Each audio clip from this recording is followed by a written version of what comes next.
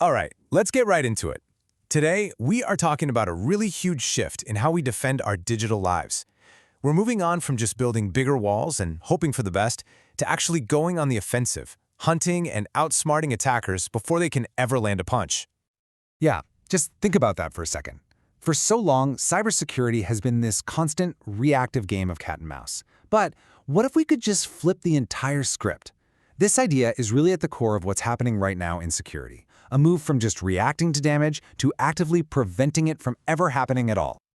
So to really get where we're going, we've got to look at why the old ways are just not cutting it anymore. The truth is, our digital world has gotten way too complex, and the bad guys have gotten way too smart for a passive defense to stand a chance. I mean, for years, security has basically been firefighting, right? You wait for the alarm to go off, and then you rush in to try and put out the fire after the damage is already done. This new proactive approach, it's completely different. It's like building a fortress that's so smart it can see the enemy coming and neutralize the threat before they even get to the gates. It's a total change in strategy. And here is exactly why that change is so desperately needed. 21 days. Get this. According to a big report from Mandiant, that's the average amount of time an attacker can be hiding inside a network before anyone even knows they're there. Just think about that. That's 3 weeks to just wander around, steal data, and plan their next move. This dwell time, this is the window that proactive defense is designed to slam shut. So what's the alternative? Well, it all starts with a completely different mindset. It's the difference between being a goalie, just waiting for the shot to come at you, and being a hunter, actively tracking your prey through the wilderness. And this is really the beating heart of the new strategy. It's called threat hunting. Instead of just sitting back and waiting for some automated system to send an alert, you have these highly skilled analysts who become like digital detectives. They'll start with a hunch, a hypothesis, something like, what if an attacker is using this specific technique to sneak around our network?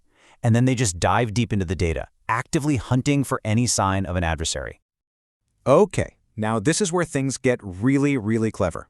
One of the best tools these new digital hunters have involves setting traps, basically playing a game of 4D chess with the attackers to force them to reveal themselves. And one of the most brilliant ways to do this is with something called deception technology. The whole idea is to litter your network with a minefield of fake stuff. We're talking fake file servers, fake admin accounts, fake databases that all look 100% real to an intruder. It basically creates this hall of mirrors for hackers, making it almost impossible for them to know what's real and what's a trap. But here's the real genius behind it. Think about this. A regular, legitimate user should never, ever interact with one of these decoys. So, if someone touches one, it's an instant, high-fidelity red flag. The second an attacker trips one of these wires, the alarm bells go off, and the security team knows not just that someone's in, but they know exactly where they are and what they're after.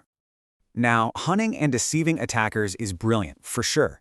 But when you're dealing with the massive scale of today's networks, human analysts need a superpower just to keep up. And that superpower is automation. And that's where SOAR comes in. You can think of this technology as the engine that lets security teams operate at machine speed. It's like the central conductor of an orchestra, connecting all the different security tools together and automating all those thousands of repetitive manual tasks that used to eat up an analyst's entire day. This workflow you're seeing is a perfect example of what's called a playbook in action. So, a suspicious email comes in. The SOAR platform instantly triggers this whole chain reaction. It analyzes the email, it checks for malicious links, it compares them against threat databases, and it can even automatically delete that email from every single inbox in the company. All of that in seconds, without a human ever lifting a finger. And this, right here, is the real payoff. By automating thousands of these routine little tasks, analysts are finally freed from what we call alert fatigue. They're not drowning in a sea of noise anymore. Instead, they can actually use their brainpower for the high-level work that really matters, hunting for those sophisticated threats and architecting even better defenses for the future. Okay, so you've got the hunting, you've got the deception, you've got the automation. How does this all actually come together? Well, it allows us to build a truly intelligent, adaptive digital fortress, one that's based on a whole new philosophy of security. And the foundation of this modern fortress is zero trust.